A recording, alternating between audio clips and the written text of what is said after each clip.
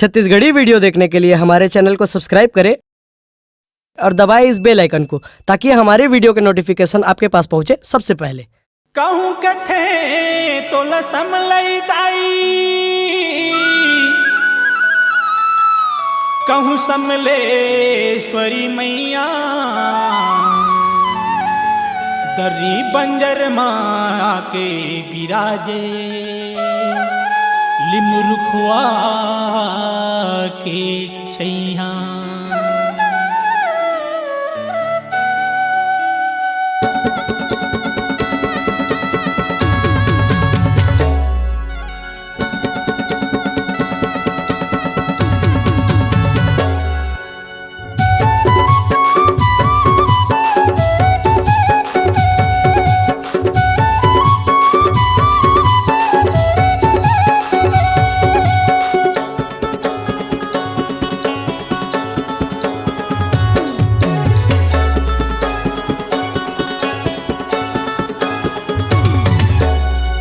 दर्री बंजर गाँव लिमरुक छावा, दर्री बंजर गाँव लिमरुक छावा, समलाई बिराजे जी। मोरे माई भुवन माँ तीसला जवाब आथे जी, समलाई भुवन माँ तीसला जवाब आथे ना। दर्री बंजर गाँव लिमरुक छावा, दर्री बंजर गाँव लिमरुक छावा, समलाई बिराजे जी। मोरे माई भुवन माँ तीसला जवाब आथे जी, समलाई भुवन माँ तीसला जवाब आथे ना। समलाई भुवन माँ तीसला जवाब आथे जी। मोरे माई भुवन माँ तीसला जवाब आथे ना।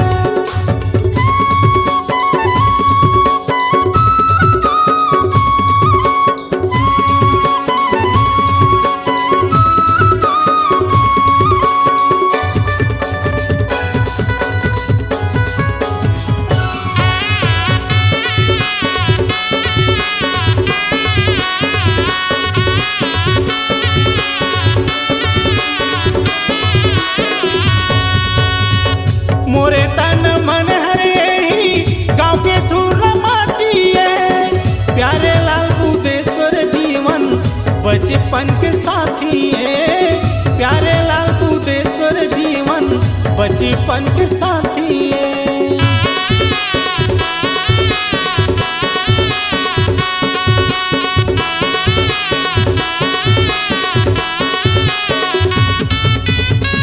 मोरे तन मन हरे ही गाँव के धूल माटी है, प्यारे लाल बुदेश्वर जीवन बचपन के साथी है, प्यारे लाल बुदेश्वर जीवन बचपन के साथी है। संगी मन के नाव पावन भूमि गाँव, संगी मन के नाव पावन भूमि गाँव, रही रही सुरता आते जी। मोर माई भुवन माँ तीसला जवाब आथे जी। चला जा बोरे संगी तीसला जवाब आथे ना।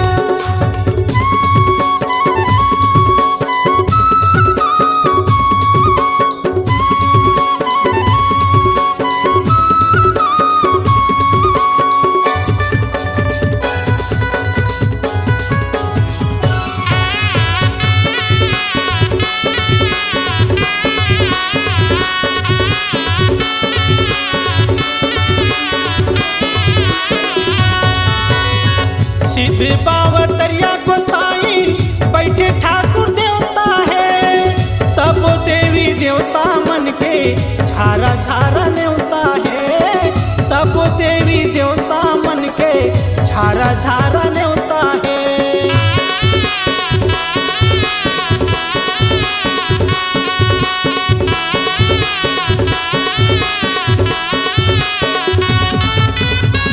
सिद्ध बावतरिया गोसाई बैठे ठाकुर देवता है, सब देवी देवता मन के झारा झारा न्योता है।